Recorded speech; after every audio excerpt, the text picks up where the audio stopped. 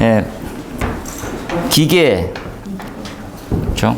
요 오타가 난 게 좀 7번에 관마찰 계수는 오타를 레이놀드 수분의 64 이렇게 잘 고쳐주신 분도 있고 그대로 이렇게 쓴 사람도 있고 그렇더라고요.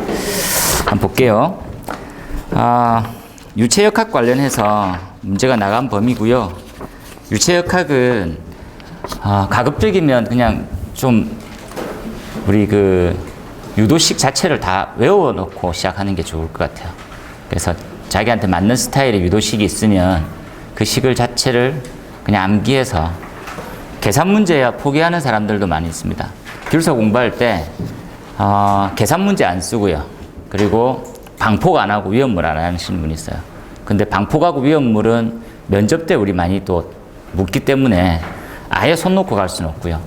위험물 중에서는 크게 정리하면 10개 정도만 뭐 하면 된다. 아시다시피 뭐 안전거리나 표지나 이런 것들은 기본으로 했으면 좋겠는데 시험 방법 이런 것들 있죠. 근데 그런 것도 안 하고 뭐 해가지고 안전거리 그냥 포기했어요. 뭐 이렇게. 그러지 마시고 하셨으면 좋겠어요. 그리고 이제 유도식 중에 대표적인 예가 기계에 엄청 많이 나오는데 기계 나온 유도식만 정리 잘 하셔도 학교 가는데 큰 무리는 없을 수가 있습니다. 그래서 유도는 좀 잘 하셨으면 좋겠네요. 그죠? 네.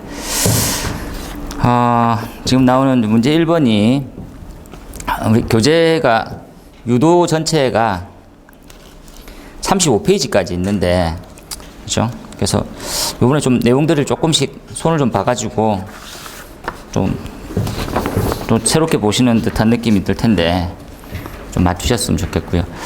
1번 한번 들어가 볼게요. 유체 압력이 6가지 원리에 대해서 설명해 봐라. 이렇게 우리 책에 나와 있는 형태로 면에 항상 수직으로 적용하고 있고 그렇죠? 압력 자체가 압력이 이렇죠. 그죠? 압력이 이제 면적당으로 이제 누르는 힘이다 이렇게 생각해서 이렇게 편안하게 생각하시라고 그랬었어요. 뉴턴 퍼 미터 제곱. 얘네들은 이제 수직 응력과 단위는 동일합니다. 그죠? 압력은 엄청 많이 할 거예요. 이렇게. 그죠? 얘네들을 이제 부피하고 곱하면 에너지로도 만들 수 있고요. 에너지로도 엄청 많이 다양한 활용으로 쓸 수가 있을 거예요. 종류는 뭐 우리가 얘기하는 이제 정압과 동압과 위치 에너지에 대한 부분들, 위치압이 있을 거고요. 너무 다양해. 그리고 압력이라고 하는 부분들은 이렇게 정리하실 수 있다. 그죠? 수두로도 정리 가능해요. 수두로도. 이렇게 가능하니까 얘를 활용했었을 때는 어떻게 정리하면 되겠냐 이렇게 해서 토리첼리가 이렇게 자연스럽게 정리됐었으면 좋겠어요. 그죠? 그러면 압력을 알면 지금 나는 수두에 관련해서 유속이 자연스럽게 이렇게 정리가 될 거예요. 한번 좀 그렇게 보셨으면 좋겠고 Q는 AV 이렇게 뒤쪽에 가면 연속 방정식에 따라 가지고 정리를 할 거거든요. 그래서 Q는 AV 했었을 때 나중에 또 정리되면 상수를 하나 넣어서 이렇게도 만들 수가 있어요. 이렇게. 그래서 V가 H고 P고 뭘 다 같이 이렇게.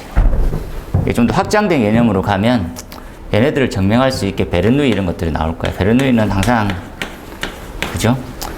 베르누이를 정리하기 전에 어떠한 이제 미소에 관련되어 있는 질량을 가진 원통의 유체가 만약에 있다고 하면 뭐 정사면체도 마찬가지예요. 그죠?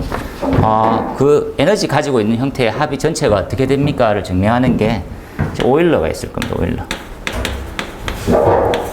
오일러 관련되어 있는 형태를 지금 이제 유도로 한번 해보셨으면 좋겠다라고 해서 25점짜리로 전 내져 있고요. 활용 면에서는 베르누이를 훨씬 더 많이 쓰고 있어요. 베르누이.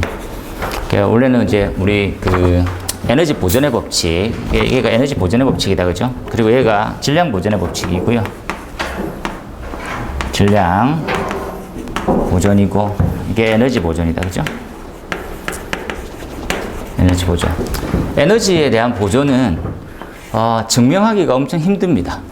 이렇게 잠깐만 이렇게 한번 양념처럼 얘기만 하고 갈게요.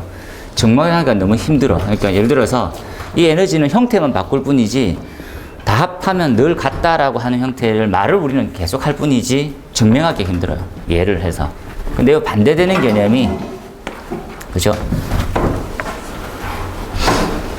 너무 나가는 것 같네. 여기까지만 해야 되겠네. 또 응원해버리면 한 문제 가지고 또 한 30분 얘기해야 되니까. 베르누이 관련해서 는 하면, 그죠? 기본적으로 정합이 있고, 이지분의 V 제곱이 있고요. 그래서 이게 항상 어느 지점이든지 일정해요. 이렇게. 그죠? 얘가 이제 정압, 이게 동압, 이게 위치압, 포텐셜 에너지. 원래 갖고 있는 형태의 에너지하고 똑같아요. 위치 관련해서. 근데 우리가 이제 위치가 동일하다는 가정 아래에서 해서 위치에 대한 차이로 해서 쓰면 베르누이 때 한번 가면 얘는 물하고 공기하고 어떤 차이가 있느냐 이렇게 물을 거예요. 한번 정리했던 게. 그럼 기본적으로 보면 요 두 개 사이가 반비례하고 있다는 것들을 아실 수가 있어요. 그러니까 총 에너지는 같다고 말했으니까 정압이 높으면 동압이 작고요. 그리고 정압이 줄게 되면 동압이 증가하게 되는 거. 요거의 원리로 해서 응용하는 형태가 이렇게 가면 벤츄리 미터 이런 것들. 미터, 그리고 오리피스 미터, 오리피스, 토리첼리, 뭐 이런 것들이 있겠죠, 여러 가지. 그리고 관이 확대되고 축소되는 것들이 전체가 다 여기서 정리될 거예요. 우리가 알아야 될 부분들은 정압이라고 하는 것들은 수두에 대한 개념으로 보는 거거든요.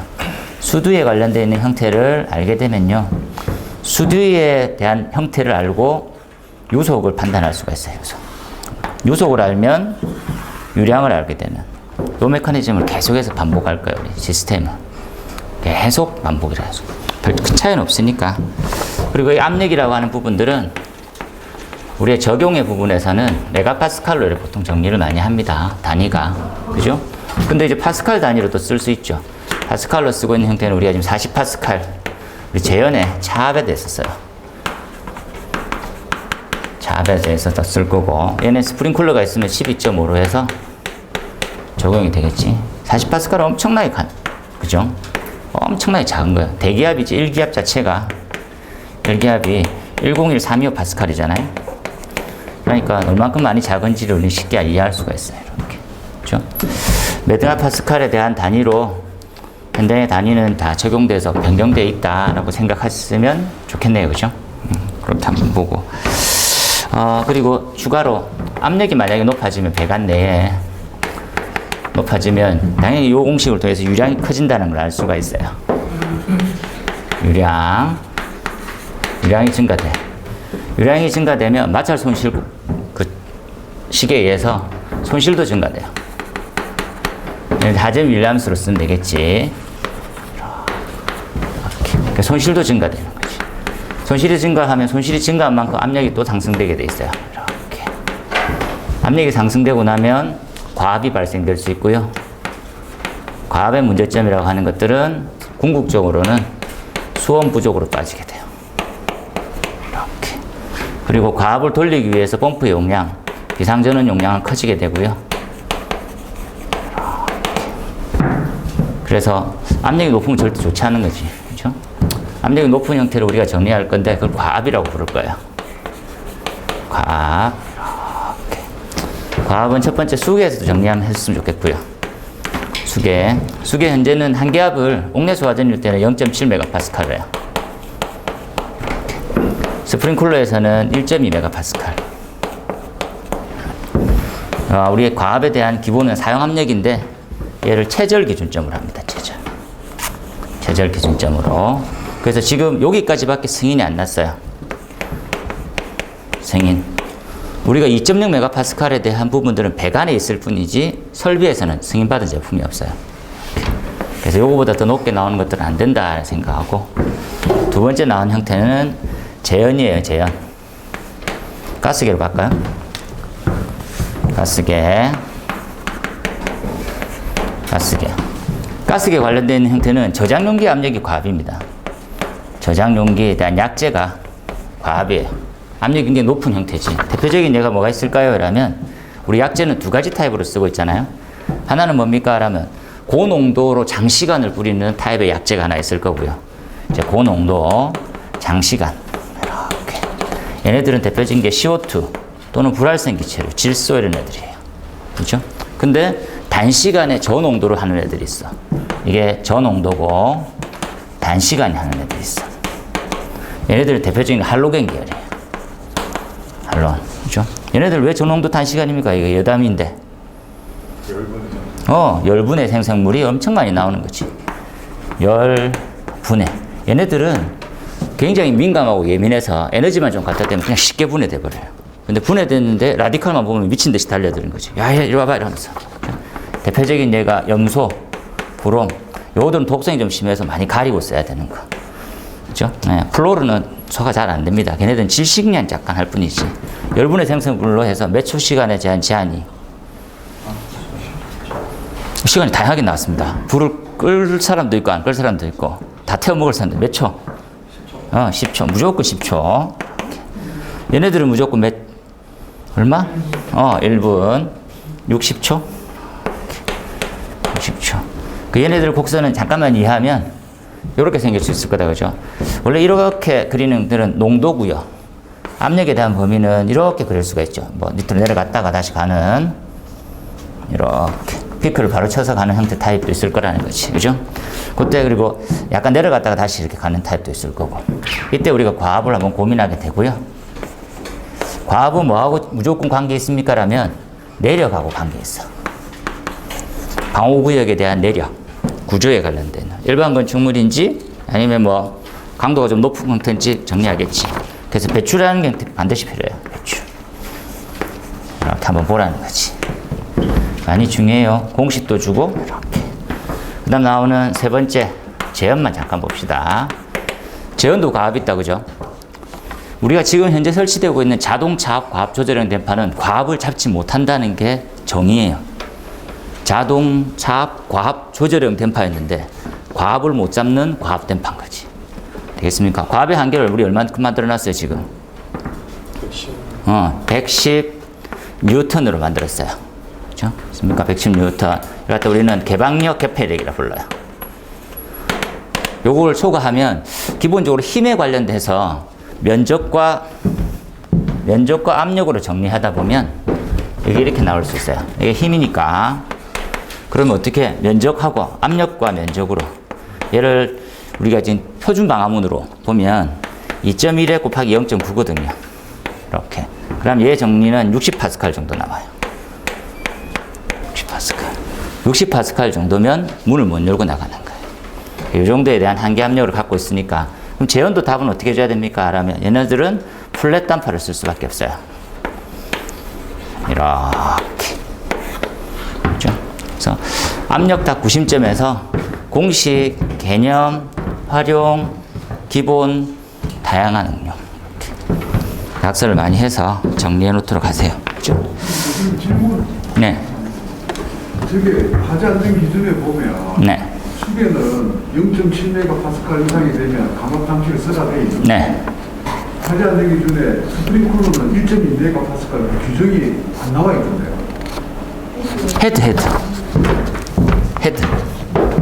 헤드가 0.1에서 1.2메가파스칼까지만. 그래서 그게 지금 그 스프링쿨러가 1.2메가파스칼 이상이 되면 네. 감압 장치를 쓰라고 저는 알고 있는데 네. 하지 않는 기준에는 그게 명시가 안 돼요. 그 명시를 준용하는 거예요. 헤드에서 쓰고 있는 형태를 0.1에서 1.2까지만 쓸 수 있게 만들어 놨잖아요.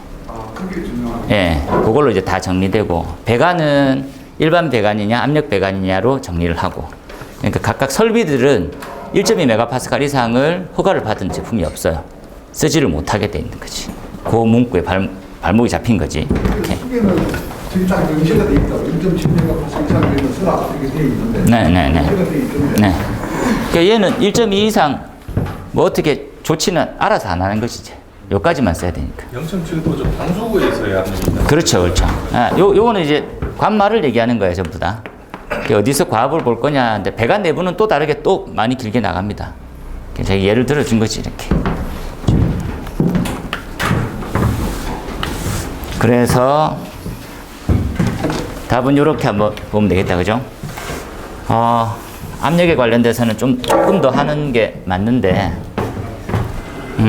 요렇게, 우리 최적 탄성 계수 쪽으로 해서 한 번 더 하는 게 더 맞는 형태가 아닌 것 같기도 하네. 요렇게 한번 볼게요. 면적이 A인 면적이 아니 정지유체입니다. 정지유체 이렇게 있어요. 그죠? 정지유체. 면적이 A고 내부는 밀도가 로우입니다. 그죠? 그래서 요만큼 얘의 거리가 Z의 높이를 가지고 있고 여기 미소 거리 DZ 정도를 가지고 있어요. 여기 붙이고 있는 힘은 압력, 면적에 대한 압력이니까 위에는 압력 플러스 델타 P만큼을 같이 이제 힘의 평형을 가지고 있어요. 눈금은 여기서 정리하면 됩니다. 이렇게. 요렇게끔은 두 힘은 같아요. 그러면 조 범위 내에서 미치는 힘은 밑에서 위로 미는 놈이나 위에서 누르는 힘이나 요 있는 자중력은 W로 이렇게 정리가 돼요. 이렇게. 그 형태가 우리 책에는 10페이지에 이렇게 나와 있는 부분이니까 참고해서 한번 반로 들어가세요. 그죠? 네. 그래서 기본적으로 정리를 하자면 이렇게 나온다, 그죠?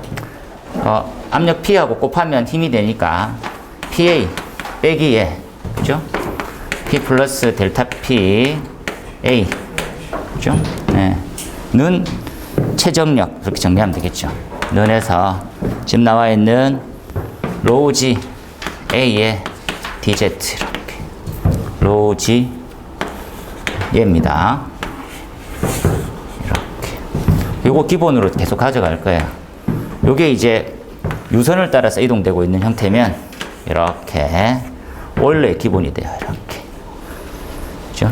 수직력일 때는 W가 중력에 대한 방향으로 움직일 텐데 얘네 같은 경우에는 이렇게 움직이겠죠. 요 가는 방향하고 이렇게 다르게, 그죠? 그래서 사인 값을 통해서 여러 가지 정리를 하는 것들 한번 해볼 거예요. 이렇게. 그까지만 한번 보고, 그래서 6가지는 이렇게 한번 정리하면 되겠다, 그죠? 지금 압력에 관련되어 있는 부분들 6가지 특징은 접촉하는 벽면에 항상 수직으로 작용한다. 그래서 수직으로 항상 작용하는 면이라는 것들을 잊지 말고, 특이사항은 또 뭡니까? 라면 밀폐. 그죠? 요거 2번입니다.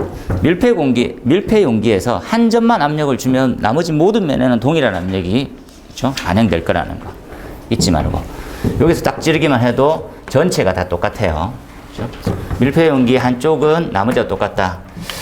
이 파스칼 부분은 이렇게 해서 한번 이해시킬게요. 그죠? 이렇게 해서 딱 살펴. 우리가 있는 그 소화전 배관, 연송하고 겸용 있죠. 연결 성소관하고 겸용이에요. 그래서 송수구는 한 개만 있어도 된다라는 거지. 한 개만 있어도 됨. 이렇게. 이론적인 이해다, 그죠? 송수구가 각동별로 있어라고 하잖아요. 각동별로 있을 필요는 전혀 없는 거예요. 이론상으로. 왜? 전체가 다 밀폐가 되어 있기 때문에 한 동에서만 동이 한 7개 있어. 이렇게 다 있는 거지. 얘네 배관 시스템은 전체가 다 연결되어 있어요. 이렇게. 그죠? 이렇게 연결되어 있어요. 이렇게. 다 연결되어 있어, 다. 그죠? 이걸 이렇게 연결시키는 게 맞네요. 이렇게. 전체다가 밀폐가 되어 있는, 연결되어 있는 거와 똑같아요. 그래서 한쪽에서만 집어넣어도, 한쪽에서만 집어넣어도 나머지 압은 동일하게 올라가는 거예요. 이렇게. 그래서 송수구는 개별로 할 필요는 전혀 없습니다. 기능적으로는. 그죠? 근데 왜 이렇게 자꾸 개별로 합니까? 라면 접근성인 거예요, 접근. 그죠? 이게 만약에 고충 구간으로 가는 놈입니다. 라고 하면 펌프 거쳐가지고 들어가야 되니까, 그죠? 요렇게 해서 펌프 쪽 송수구를 하나 밀어넣고요. 연송 가압 라인 요렇게 묶여 있는 거예요. 이렇게 한 개만 있으면 되는데 요걸 여러 군데 하면 단점이 뭐가 생기겠습니까? 하면 요렇게 다 갖고 와야 되는 거지. 요렇게 갖고 와서 연결시키는 거예요. 이렇게. 이해됩니까? 그러니까 이 사이는 체크밸브가 어딨냐에 따라 가지고 다 비어있는 공간일 수밖에 없는 거야. 그리고 밀어낼 때 송수, 흡입축으로 해서 손실이 너무 심한 거예요. 그래서 이걸 많이 설치할수록 좋은 건 아니라고 생각하는 게 낫지 않겠냐는 생각이 들어요. 수업 시간에 가서 고충을 한 번 더 열어가지고 다시 한 번 더 조금 더 수월하게 한번 보도록 할게요. 요 원리 이해해 놓으세요. 전체가 밀폐이기 때문에 한쪽에서만 가압시켜도 전체로 압력이 받게 되는 형태. 그렇죠? 중요하다, 그죠? 그리고 개방일 때는 깊이 비례할 거고요. 밀도에 비례할 거고요. 비중량에 비례할 거고요. 이렇게 되어 있는, 여기 압력 얼마니? 이렇게. 그렇죠? 밀도하고 중력, 높이 따지는 거지. 그래서 이 압력은요, 얘예요. 똑같은, 얘다, 그죠? 나머지는 밑면만 같은 높이에 되어 있으면 전체는 다 같은, 요렇게 생긴 놈이나, 요렇게 생긴 놈이나 같은 압이라는 거예요. 같은 높이. 얘가 얘. 되겠습니까? 이렇게. 같이 한번 봐놓으세요. 어려운 건 아닌데, 한번 내볼만 한 형태. 10점짜리로. 그 다음에, 유체 관련되어 있는 거 정리 다 했고, 그리고 6가지. 가급적이면 6가지가 전체로 다 드러나는 형태로 가는 게 좀 좋아요. 그죠? 수정을 좀 해서. 최적 탄생 개수다, 그죠? 최적 탄생 개수는, 우리 책 페이지로는 4페이지에 들어가져 있는데, 최적 탄생 개수는 이렇게 정리한다, 그죠? 최적 탄생 개수는 마이너스에서 압력의 변화와 그리고 이제 부피에 대한 부피 변화다, 그죠? 이렇게. 그리고 압축률이라고 해서 최적 탄생 개수 분의 1이 있어요. 반비례하는. 이렇게. 그죠? 이 관점을 한번 좀 더 이해해 보자. 주된 부분들은 뭡니까? 라고 하면 압력이 가해지면 체적이 줄게 되거든요. 얼만큼 줄어? 이렇게 물어보는 것들을 지금 탄성 개수, 얼만큼 원 상태로 보거나, 압력을 뗐을 때 원 상태로 보건데 확인해 보는 거.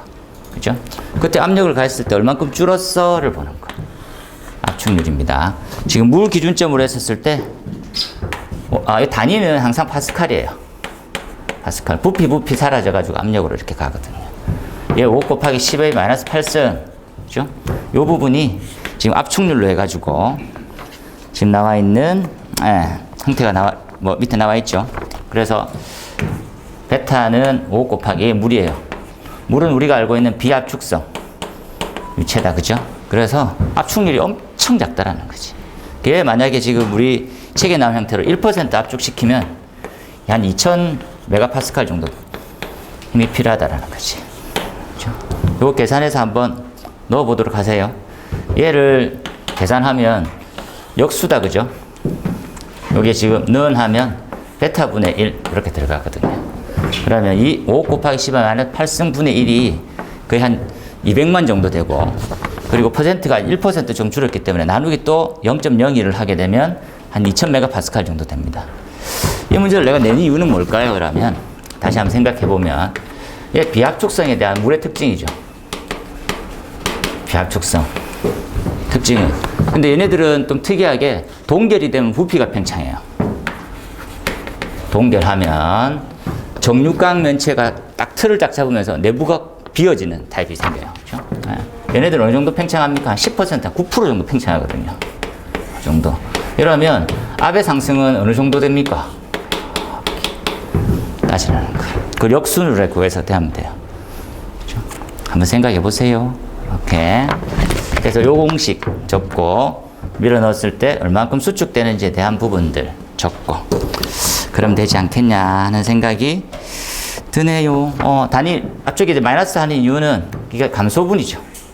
감소분이 마이너스가 되기 때문에 기준에서 늘어난 거. 그래서 빼기가 돼서 이렇게 단위는 총 플러스가 돼요. 계산을 해보면 그렇게 한번 풀어보시면 될 것 같고요. 압축률 그렇게 한번 봐놓으세요. 근데 요거 전에 요거 하나 써놔야지. 볼샤를 이렇게 PV T의 일정 그죠? 요게 이제 원래는 이렇게 들어가죠. P1 V1 T1은 T2 V2 P2 V2. 얘가 이제 보일 관계. 이게 보일이었고, 이게 샤를 두 개가 같다 해요. 보일 샤를 이렇게 돼 있어요. 그래서 띵띵띵 하면 T1, T와 PV가 일정하대요. 일정할 때 내가 상수를 넣겠다는 거지. 상수를. 얘가 이제 기체 상수가 돼요. 상수가 됐고, 이게 이제 1몰일 때 관련되어 있는 부분인데, 그럼 N몰이면 몇 개가 되겠어? 이렇게. N몰, 몰. 그죠? 그래서, 는 하면 NR이 돼요. 이렇게. 띵띵띵 하면 PV는 NRT 이렇게 갈 거예요. 이제 전체 흐름이 이상기체에 대한 5가지 법칙이 지지난 시험에 나왔고, 상태를 나타내는 방정식이 나와요. 이렇게 한번 봐보세요. 그죠? 까먹지 말고 중요한 거니까. 요거에서 이제 반비례다, 그죠? 요것들 사이에 관계를 나타내는 지금 최적 탄성계수 이렇게 자연스럽게 넘어가면 좋지 않겠냐 생각이 좀 들었네. 잘 그렸다, 그죠? 그림도 시원시원하게 이렇게 관련되어 있는 개념도 잘 적고, 마찬가지로 압축률. 그래서 물 관련해서, 그죠? 압축하기 어렵다라는 개념. 동결되면 얼만큼의 압이 상승되는지 한번 물에서 적용을 한번 해주도록 하세요. 서피스 텐션입니다. 표면 장력인데, 표면 장력. 표면 장력이다, 그죠? 표면 장력은 원래 물이 있는데, 그죠? 물을 이렇게 그렸죠? 우리 책에 나온 형태로 물을 이렇게 그리면, 그죠? 얘네들 주된 개념은 응집력에 빼기 부착력이다, 이렇게 한번 공부를 해야 돼요. 이렇게 해서 응집력과 부착력의 차이로 이제 뭘 응용할 수 있습니까 하면, 그 다음에 나오는 모세관을 응용할 수 있어요. 현상. 그죠? 모세관이 뭡니까? 모세관. 엄청나게 가는 관을 딱 꽂으면, 그죠? 응집력과 부착력의 차이로 빨려 들어오는 거지. 그래서 이제 뭐로 활용할 수 있습니까? 라고 하면, 나무 수액기, 나무가 심어지면 나무가 물을 빨아들이는 원리하고 똑같은 거예요. 물에 딱 꽂으니까 빨아들이죠. 그 못에 굉장히 가는 관이죠, 그죠? 그래서 얘 응집력과 부착력의 차이가 어떤 형태냐에 따라 가지고 이러한 형태의 관을 꽂기 시작하면 물을 이만큼 차있는데 이렇게 찰 수도 있죠, 그죠? 반대로 이렇게 찰 수도 있어요. 안에 있는 물질마다 다르겠지만 이렇게 찰 수도 있는, 그죠? 얘가 이제 수은, 얘가 물이네요. 맞습니까? 요 각도 중요하지. 얼만큼. 우리가 말하는 물 위에 동전을 딱 띄우게 되면 이 형태는 이렇게 바뀌어요. 이렇게. 맞습니까? 이렇게. 그래서 요만큼 각도만큼 당기는 힘이 생겨요. 표면에서. 그 표면에서 당기는 힘이 왜 생깁니까? 라면 응집력과 부착력 이런 것들이 생기겠지. 응집력은 같은 분자끼리 생겨요. 예. 부착력은 다른 분자의 관계지. 이렇게 따져보니까 많이 헷갈렸어. 이 용어는 많이 알았었는데. 물을 한번 생각해 보니까 물 내부에서는 이렇게 다들 힘의 평형을 이루고 있다는 것이. 예를 들어서 6개인데 힘의 평형. 근데 끝에 있는 놈은 예를 들어서 요렇게 원래 6개를 할까요? 이렇게. 이렇게 힘의 평형이 남는 거지. 얘에 비해서. 이해됩니까? 분자 간의 에너지에 대한 뭐 인력과 청력 이런 게 나오겠지. 물로 들어가면 인력이 높으니까 수소결합을 하고 뭐 기타 등등 막 나와요. 근데 얘네들은 힘이 남아가지고 서로 더 많이 땡기고 있어요. 요 에너지가 요 에너지보다 커요. 그러니까 끝의 힘으로도 많이 땡겨가지고 안에서 터져 나오려는 것들 딱 손을 잡고 땡겨. 그죠? 그래서 표면을 최소하게 만들어주는 힘이 존재하는데 그걸 갖다 우리는 서피스 텐션이라고 불러요. 그런 용어가 나와 있다, 그죠? 표면적을 최소화시키고 싶은 거다. 결국 뭡니까? 압력에 대한 저항하는 정도를 얘기해요. 발생했었을 때 그런 부분이 있구나. 그래서 요때 이제 개념으로 들어갔을 때 여러분들 많이 헷갈리는 부분들이 그럼 부착력이라고 하는 형태는 그러면 점도입니까? 이렇게 따져요. 점성 이렇게. 옛날 기술처럼 점성을 많이 따졌어. 이거 아니에요. 이렇게. 가면 안 돼. 그러면 나가리가 돼. 되겠습니까? 그렇게 해서 정리해서 나가면 그런 게 안 돼. 그죠? 그래서 표면 장력은 어떤 공식하고 정리가 되겠습니까? 모세관하고는 100% 정리가 돼요. 하지만 점도는 점성을 따로 갖고 와야 돼. 다른 거예요. 그게 이제 교착점이 없어요. 그래서 그거는 다르게 한번 보고 어느 정도의 힘에 대한 존재가 필요합니까? 저기 보면 된다. 그죠? 이렇게 딱 따져보면 입체적으로 물방울을 이렇게 했었을 때 이렇게 내부 면에서 가하는 압력은 힘은요. 힘이라고 할게요. 힘은 요 둘레에 대해서 힘하고 평형을 이뤄야 돼요. 둘레. 요렇게 그죠? 그러니까 요렇게 둘레. 내부로 들어가는 힘은 둘레. 그에 대한 평형을 가져와봐. 이렇게 가져온 거지. 되겠습니까? 그래서 압력에 관련해서 4파이 D는요. 4파이 D의 제곱. D의 제곱은 시그마. 이게 표면 장력이다. 그죠? 표면 장력. 이게 파이 D. 둘레예요. 둘레. 요거 정리해서 쭉 따지니까 시그마는 델타 P하고 비례를 하더라는 거지. 여기서 출발이 압력의 차이가 많이 발생할수록 어떻다라는 거. 정리해서 한번 보면 되겠다. 그죠? 네. 됐나요? 여기까지. 근데 이거는 이제 반원에 대한 물방울이고 거품은 또 반대다. 그죠? 그래서 거품을 우리는 좀 더 많이 쓸 거거든요.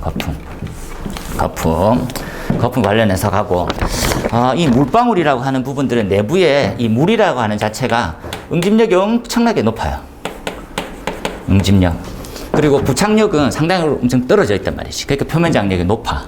그러니까 부착력이 남하고 결합될 수 있는 능력이라고 생각하는 게 좋아요. 우리 공부할 때는. 이 부착력이 지금 작단 말이지, 얘네들은. 잘 생각해 놓으세요. 그래서 응집이 높다 보니까 얘네들을 쉽게 얘기하면 표면에 물방울이 이렇게 서는 타입으로 가 있어. 이렇게. 맞습니까? 이렇게 서 있어. 그런데 우리가 어떻게 하면 불에 좀 잘 꺼질까요? 라면 표면 장력을 높여서 잘 꺼지기도 하고, 예를 들어서 얘는 표면 장력을 낮추게 되면 이렇게 펼쳐져요. 맞습니까? 얘는 표면 장력이 높고요. 얘는 작아. 그래서 얘의 활용을 어떻게 합니까? 라면 얘는 사이사이로 스며들고 섞이길 바라는 거예요. 이해됩니까? 그 두 가지를 정리해. 어떻게 침투가 가능하겠다는 생각을 하나 하고요. 침투제 활용. 또 하나는 뭡니까? 나머지 놈들하고 다 표면적으로 잘 붙네요. 그렇죠? 얘를 갖다 뭐랍니까? 계면이 활성돼 있다고 불러요. 이걸 계면 활성제라고 불러지. 활성. 이렇게 활성. 이렇게. 계면 활성 어디다 이용할까요? 그러면 얘는 거품도 엄청 잘 만들어져요. 그렇죠? 그래서 어디? 폼에 써요. 폼에.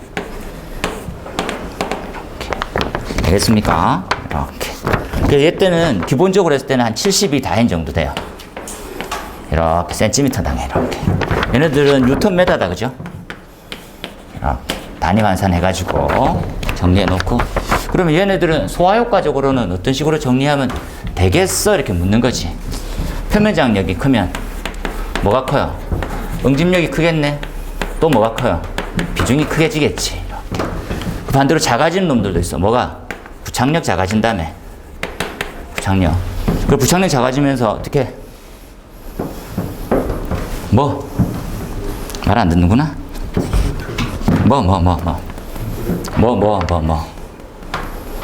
표면이 커지면 침투가 어떻게 돼요? 침투는 안 돼. 되겠습니까? 그리고 얘는 덩어리 져 있어. 잘게 쫄개지지 않을 거고. 그래서 어떻게? 얘네들은 소화효과가 작아지고 더불어서 이렇게 냉각이 작고요. 이렇게 보면 얘네들은 미세하게 될수록 냉각 효과가 커요. 그래서 냉각과 작다 보니까 소화력이 작다는 거예요. 작다라는 거. 요거 덩어리에서 하나 외워주면 되겠네. 되겠습니까? 여기까지 이렇게 하면 되겠네요. 그래서 지금 공식 하나 적고, 표면 장력에 대한 기본 개념 공식 적고, 컸을 때 좋을까 작을 때 좋을까에 대한 소화 관련해서. 이렇게. 그 외에 점도는 다른 데 있었죠. 점도를 높이기 위해서는 증점제라는 게 필요한데, 증점제. 이렇게 같지 않다라는 거예요. 그렇게 이해해서는 안 돼요. 기본 개념을 응집과 부착으로 봤었을 때 점도가 아니냐라고 풀어나갈 수는 없다고. 걸려요, 항상. 이렇게. 그 관련되어 있는 부분으로 한 번 더 보면 되겠다, 그죠? 유동성. 그래. 투력이 떨어지고, 여기 빠뜨리는데, 유동성이 떨어지는 거야, 이렇게. 그럼 유동적이잖아. 잘 움직일 것 같고. 안 움직이잖아. 이렇게. 그럴 때 조금 보면 되겠네. 그 다음 나오는, 마찬가지예요. 관련식. 그죠? 요만큼의 상승 높이입니다. 요게 이제 상승 높이, 요까지, 그죠? 상승 높이. 상승 높이가 엄청 중요해요. 요거도 상승 높이고, 요거도 상승 높이지. 이 높이를 더 많이 상승시키기 위해서는 표면 장력하고 비례하는 것, 그리고 직경에 관련되어 있는 부분들은 반비례하는 것. 넓을수록 상승 높이는 작아지고, 그래서 이게 모세관의 가장 핵심이지. 식 적으면 끝이 아니죠. 식 적고 어떤 개념을 좌우하는지가 중요하지. 얘하고 얘의 어떤 관계인지. 그래서 식을 적는 건 기본. 그리고 내가 말하고 싶은 것들을 얘기해줘야지만 채점관이 이해를 한다고. 이 자식 식만 해왔네 하면 안 돼. 그죠? 가늘수록 훨씬 더 많이 상승되겠구나라는 것들을 알게 되는 거지. 그렇게 봐놓으세요. 네, 말씀하세요. 이거 점점제를 사용하면 네. 점도가 올라가지고 네. 점점력이 떨어져서 침투력이 더 증가하는 그게 이제 같은 개념인 것 같은데 수식적으로 이게 정리는 한 번도 안 돼요. 그렇게 설명하면 안 돼요. 그렇게 하면 안 돼요. 그래서 그 두 개는 별개인데 기본적으로 우리가 응집과 부착이라고 자꾸 정리하다 보니까 이게 점도개념이 했는데 교착점이 없어요. 물리적으로. 아무리 검색해도. 점점제를 넣었을 때 네. 표면 장력이 떨어지는 건 맞죠? 표면 장력이 떨어지는데 표면 장력과 점도라고 하는 부분들에 대한 연관성에 대한 부분은 없다고. 없습니까? 없어요. 그럼 점점제를 표면 장력에 연관시키면 안 되네요. 안 된다고요. 네. 그래서 그렇게 풀어나갔던 과거의 책들인데 지금 그렇게 쓰면 안 된다고. 네. 그 다음에 요것도 마찬가지다, 그죠? 네. 거품이 더 중요해요. 관련된 있는 식도 한 번 더 보고, 모세관 반 페이지씩에서 좀 균등하게 잘 해놨어요. 이렇게 한 번. 에너지 경사선 동수, 수력 구배라고 하는데, 결국은 어떤 차이가 발생됩니까? 하면 속도 수두만큼에 대한 뺀 나머지 선을 연결한 부분이다, 그죠? 그래서 그림을, 요 그림으로만 했네. 요 그림으로만. 그죠? 예. 그래서 지금 속도 수두만큼, 여기 에너지 경사고, 속도 수두만큼에 대한 부분들. 이렇게, 그죠? 다시 한번 정리해보면 요거다, 그죠? 이렇게. 2지분의 V제곱. 이렇게. 높이도 변화가 되겠지. 높이가 일정하다고 정리하면 쓰기 훨씬 편하지. 그죠? 위치가 A 지점과 B 지점은 항상 동일해요. 이렇게. 에너지는 같다라고 하는 말하고 똑같지. 그런데 관이 만약에 줄어들었어. 줄어들어가고 있다고. 이렇게. 줄어들어가게 되면 요 지점 B하고 요 지점 A는 어떤 차이가 발생되느냐는 거지. Z는 동일한 거예요. 이렇게 한번. Z는 동일한 거. 위치. 여기서부터의 높이는 다 같다고. 그러면 여기는, 그죠? 면적이 크고, A가 크고, 속도는 어떻게 될 것 같아요? 당연히. 속도는 느리게 되겠죠. 이렇게. 압력은 높지. 이렇게. 되겠습니까? 여기 반대가 되는 거겠지. 그러니까 가는 관일수록 속도가 빠르다. 이렇게 생각하면 되지. 기본적으로. 그죠? 그래서 지금 기본으로 하면 압력이 큰 곳, 속도가 빠른 곳. 이렇게 되는 거지. 그래서 차이를 선을 쭉 껐는데 속도 구배만큼에 대한 차이. 그걸 정리해서 그어본 거예요. 이렇게. 가늘 때는 속도가 빠르고, 이해하세요? 이렇게. 가는 관은 속도가 빠르고, 빠르다는 걸 수두로 표현한 거지, 지금. 그죠? 그리고 좀 더 굵어질수록 속도가 줄어드는. 더 굵으면 속도는 더 줄어드는. 그죠? 그래서 총 에너지, 베르누이해서 요 에너지에서 속도 구배만큼을 뺀 선, 요 부분을, 그죠? 동수 구배 또는 수력, 경사함으로 다양한 말을 쓰지. 수력 구배, 이렇게 관련되어 있는 거구나. 요 두 지점이 전혀 손실이 없으면 같아요. 하지만 더 중요한 부분들은 여기서 HL이라는 게 생기는 거지.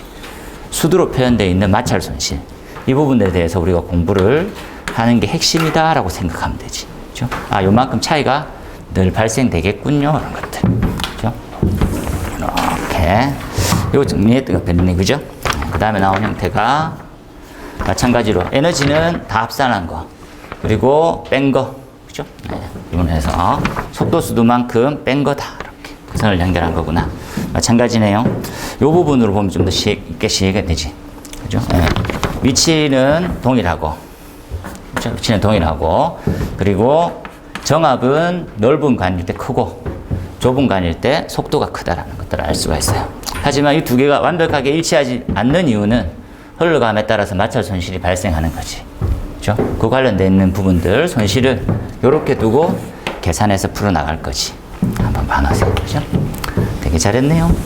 오케이. 배관경 산정식. 제가 원래 생각은, 그죠? 이건 다른 것들 아니고, Q는 AV다, 그죠? AV. 국내에는 펌프가 있으면 흡입축과 도출축이 있겠지. 그죠? 요 관련돼서 유량 얼마에 배관경 어떻게 해라고 하는 기준이 없어요. 국내에는 뭐가 있습니까 하면 유속에 대한 제한만 있어. 자, NFSC는 소화전은 얼마입니까? 소화전은 유속 얼마까지만 해라. 4m/s고 스프링클러에서 가지가는 10m/s고 기타 배관은 6m/s로 되지. 그렇죠? 요거에 대한 제한만 있어. 그래서 우리가 말하는 광경에 대해서 명료한 형태는 없는 거지. 근데 NFPA는 펌프 흡입축과 토출축에 대해서 유량은 항상 150%를 기준점으로 하고 유속에 대한 제한이 명시가 되어 있어요. 그 형태로 써보자 하는 형태로 이해한 거지. 그렇죠? 그래서 지금 대한 단위 부분으로 정리를 하고요. 실제 구하면 우리가 145.6 VQ 이렇게 나오죠. 맞습니까? 이때 이제 Q는 미터 삼승 per 민 이렇게 되어가는 걸로. 그죠? 여기 이제 150% 적용했었느냐 아니냐 한 부분이니까 20페이지에 내용이 이렇게 나와 있을 줄 알았는 아니네 25페이지네.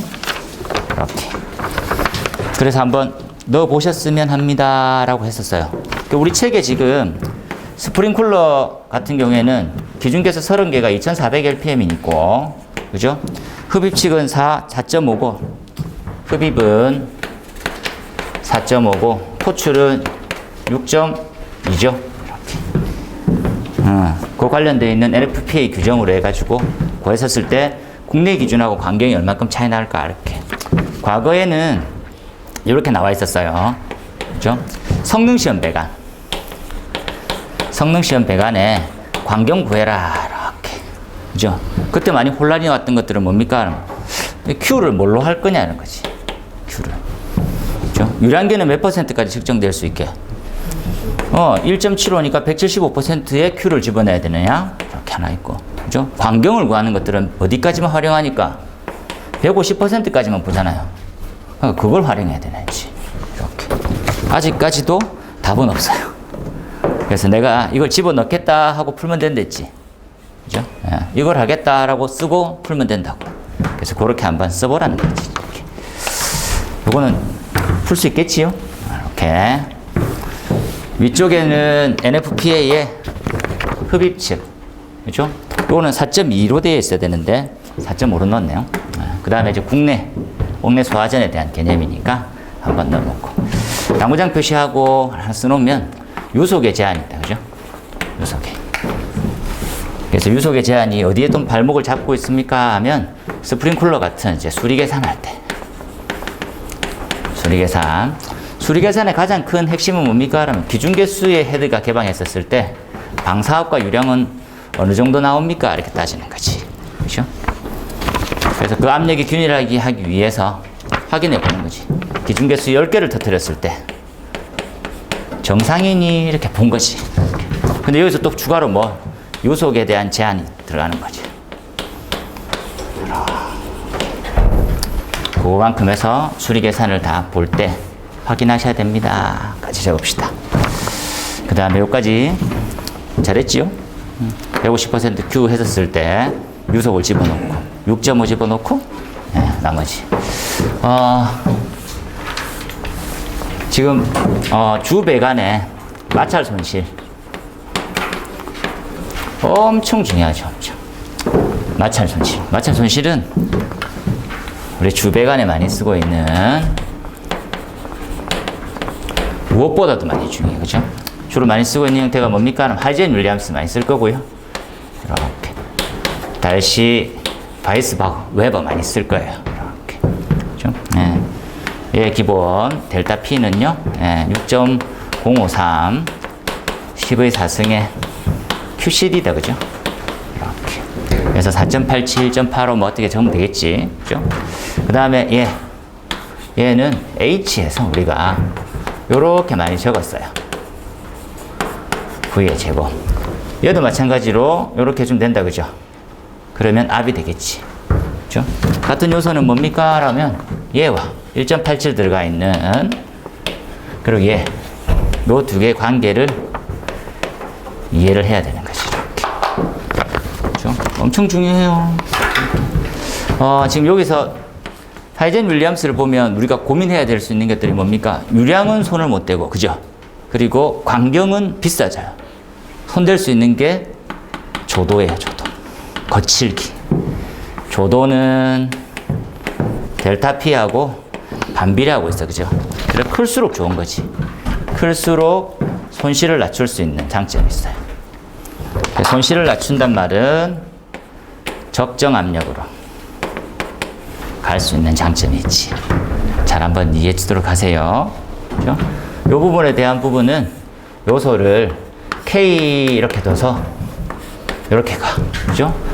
급격한 확대 또는 급격한 축소 때 어떻게 적용이 돼?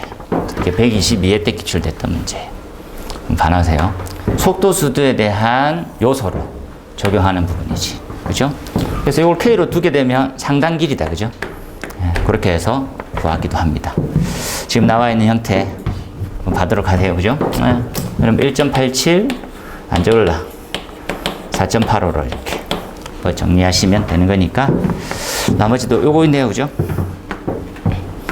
요소 관련해서 물만 쓰는지 모든 유체 쓰는지 아닌지. 근데 좀 특이한 거는 여기 이제 그 기본적으로 그죠? 다 난류예요. 우리 물은. 그죠? 물을 어떻게 쓸 거냐. 나머지도 한번 조건도 시험에 나왔었고 보시면 되겠습니다. 그죠? 그렇게 보시고 레이놀드라고 하는 부분들 그죠? 레이놀드. 하젠 포화젤 관련되어 있는 공식으로 들어가는 부분이니까 똑같이 델타 P, 델타 H는 120 뮤의 L 그죠? Q 파이 그죠? 로우 비중량의 D의 4승 이렇게 128 이렇게 요 두 개를 같게 만들어서 요렇게 유도식을 관마찰 계수 구하는 형태로 했어요. 그래서 유도식에 관련되어 있는 부분이니까 가볍게 하이젠 윌리엄스가 훨씬 더 많이 나오긴 하지. 그 부분 한번 보시면 되겠어요. 그죠? 6번은 별표를 한 10개쯤 해서 반드시 까먹지 않고 푸는 걸로 해놓도록 하세요. 8번에 넘어가면 같은 내용이고 지금 이 비오트 수는 제가 그 면접 때 엄청나게 많이 물어가지고 하는 거예요. 이 지금 너셀스는 2번 물었고 비오트는 아직까지 한 번도 안 물었는데 좀 해라고. 그죠? 예. 공식은 똑같죠? 공식은 그죠? 예, 기본적으로 이렇게 한번 이해를 해볼게요. 너셀스 이렇게. 너셀스는 두 면이다. 그죠? 이게 이 부분을 통과하는 에너지한 부분에 그죠? 여기 온도가 T2, T1일 때 어찌 되냐? 떨어져 있는 거리는 L 이렇게 그죠? 그 사이 온도 차이는 델타 T겠네요. T2 빼기 T1. 우리가 이제 전도라고 하는 공식 기억납니까? 이렇게 에너지는요, 그죠? K에 L분의 델타 T 이렇게 했고, 대류는 이렇게 묶어서, 그죠? 이렇게 썼지. 이렇게. 관점을 써봐라. 그래서 지금 쓰고 있는 부분들은 이렇게 유체층하고 외부와 내부적으로 어떻게 전달되느냐. 두 개 가장 큰 차이점 뭡니까? 너셀수는 통과하는 대류와, 그죠? 그래서 통과하는 전도에 관련되어 있는 비율이 얼만큼 되느냐를 보는 거고요. 지금 너셀수는 전도분의 대류. 이렇게, 그죠? 그래서 통과할 때 얼만큼 되겠어? 라고 보는 거고, 그죠? 그리고 외부에 가했었던 형태. 표면에서 가해진 대류는 내부의 온도 상승이 얼만큼 기여하는지에 대한 비율을 따지는 거지. 어떤 물질이 있어. 대류가 이렇게 왔어. 이렇게. 그래서 내부에서는 얼만큼 전도되고 있니? 이렇게 따지는 거지. 되겠습니까? 그래서 외부 표면에, 이거는 통과하는, 이런 말로 구분을 하시면 좀 더 좋지 않겠냐는 생각이 좀 드네요. 그죠? 기본 개념입니다. 공식, 이렇게. 똑같다, 그죠? 기본으로 놓게내면 같은 부분이니까, 그렇게 보면 되겠죠. 너셀수가 크면 클수록 대류의 영향을 많이 받는더라. 식처럼 한번 더 써주면 될 것 같고, 그죠? 비오트는 전도는 내부, 대류는 외부 들어온 형태 해서 내용이 빠짐없이 들어가면 좋겠어요. 이렇게. 그래서 8번 문제도 중요하게 한번 봐놓도록 하세요. 그렇죠? 8번도 얘도 면접 때는 엄청 자주 물어서 곧 나올 것처럼 매번 자주 묻습니다. 자주. 그래서 이 정도만 적으면 그냥 7, 8점은 그냥 받지 않겠냐 하는 생각이 들고, 이제 9번이에요. 관마찰 개수. 관마찰 개수는 이제 람다라고도 보통 표기를 하는데 엄청 중요하죠. 관마찰 개수. 관마찰 개수는 C의 1.85 1. 어떻게 유도되었는지 유도식, 그렇죠? 하이젠 윌리엄스하고 아니지, 달시베버랑 달시파제, 그렇죠? 공식에서 유도를 가져오세요. 까먹지 말고. 얘네들을 바로 구하기 위해서는 계산 공식 위해서 뭐가 있습니까? 무디선도라는 게 있어요. 무디선도는 감마찰 개수, 그렇죠? 레이놀드 수, 그리고 우리가 말하는 이제 지름에 대해서 절대 조도인 상대 조도를 통해서 알 수가 있어요. 이렇게, 그렇죠? 네. 그래서 레이놀드 수에 따라는 레이놀드 수는 주로 뭐 할 때 층류와 전이 영역과 난류를 구분할 때 많이 쓰는 거예요. 인자. 그렇죠? 레놀드 수는 어디서 나왔습니까? 라면 어디서 나왔어요? 점성에서 나왔죠. 점도 여기서 나왔지. 중요해요. 네, 중요한 거. 그래서 F는 레이놀드의 64. 우리가 알고 있지. 그렇죠? 그 형태를 봤었을 때 층류는 이렇게 생겼어요. 층류. 그 다음에 전이 영역, 난류. 이렇게. 난류만 보면 이렇게. 그죠? 맞습니까? 이때 이제 우리가 관을 구할 때 거칠고 매끈한 거. 이렇게. 그죠? 그래서 난류 쪽에서 구할 때는 요 선, 맞닥뜨리지는 값을 먼저 선정하고 1번, 그죠? 레이놀드 수를 선정해서 그 눈금에 관마찰 개수를 선정하면 되지. 1번, 2번, 3번 이렇게. 되겠습니까? 지금 나와 있는 소방에서 활용하는 부분들 공식 잘했어요. 그죠? 요식 외우세요. 이제 요 수준까지지. 요 수준까지. 레이놀드 뭐 이런 것도 유도는 다 아는 거지 뭐. 그렇죠? 그래서 요거 딱 하느냐 안 하느냐의 차이로 정리가 될 것 같아요. 부분으로는. 그렇죠? 층류 때는 요렇게 구하는 거. 그죠? 측정하는 방법으로 어떻게 관마찰 개수를 알면 또 어떤 활용면이 할 수 있을까요? 우리가 말하는 유속도 알 수 있고 그리고 우리가 말하는 손실에 대해서 다 알 수 있는 거지. 잘했습니다, 그죠? 네. 콜로브로 네. 이런 공식이 있고 어렵다, 그죠? 네. 어떻게 아닌지 마찬가지로 그죠? 지금 막 측류, 난류, 그다음에 측류, 전이역력, 난류 관련돼 있는 주로 어디다 활용됩니까? 소방에 대해서 잘 해놨어요. 그렇게 한번 보시면 될 것 같고 25점짜리에 1번에 오일러는 반드시 암기 이렇게 하세요. 이게 나오기 전까지만 한번 하면 되는데 베르닌은 굉장히 많이 나왔는데 오일러가 안 나가지고 한번 반오토록 하시면 좋겠고 오리피스 미터도 기존 책이 잘 없던 부분이어서 어려울 수 있는데 한번 잘 반오토록 하세요. 오리피스 미터하고 벤츄리는 아시다시피 이제 관이 축소가 이렇게 되는 형태인데 그죠? 네. 그래서 광경이 자연스럽게 이렇게 쭉 나가는 형태를 벤츄리다, 그죠? 네, 이렇게 가고 그 다음에 바깥쪽으로 봤었을 땐 전혀 몰라요. 이렇게 그때 이제 이렇게 타고 있는 거지. 네, 이게 오리피스 미터죠. 유체의 흐름은 이렇게 갑니다, 그죠? 이렇게. 그래서 가장 유속이 빠른 지점이 나와요. 저기. 이 부분을 갖다가 우리는 베나 컨트랙터라고 부른다, 그죠? 우리가 베나 컨트랙터 활용은 어디서 합니까? 어디서 많이 해보셨어요? 어디서? 우리 피터 게이지. 방수압 측정할 때, 그죠? 이렇게 생긴 놈으로 손잡이를 있고. 그죠? 압력계. 그래서 우리가 말하는 이렇게 되어 있는 거죠.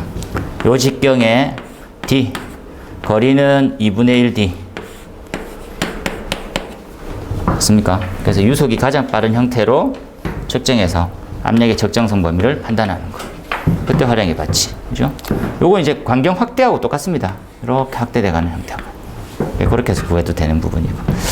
그래서 벤츄리는 최근에 시험에 나왔었고, 차압식 미량계와 똑같죠. 이거 한번 구해보세요. 그래서 오리피스 미터. 그 다음에 3번에 나오는 부차적 손실도 최근에 기출문제입니다. 122회 때. 그죠? 근데 얘는 돌연 확대관이 한 3-4번 나왔어요. 그래서 반드시 그냥 해보고 가는 게 좋을 것 같아요. 나왔어도 또 나올 수 있는 부분이라서. 그렇게, 그죠? 25점짜리를 했어야 되는데, 그렇게. 문제풀이는, 여기까지 할게요. 유체는 보고 또 보고, 그리고 이제 하나 막히면 계산 문제처럼 다 무너져요. 그래서 눈 감고도 잘 접고, 세팅을 딱 해놓으면 만점도 굉장히 많이 나왔어요. 그러니까 유도식을 그냥 통으로 외워서 그냥 써버리는 게 가장 좋은 방법이지. 그죠? 예. 그래서 계속 풀어나가면서 내가 어떻게 좀 놓친 부분이 없을까, 뭐가 좀 이렇게 안 넘어가지지 하는 것들은 갈로에서 좀 더 많이 적어 놓으세요.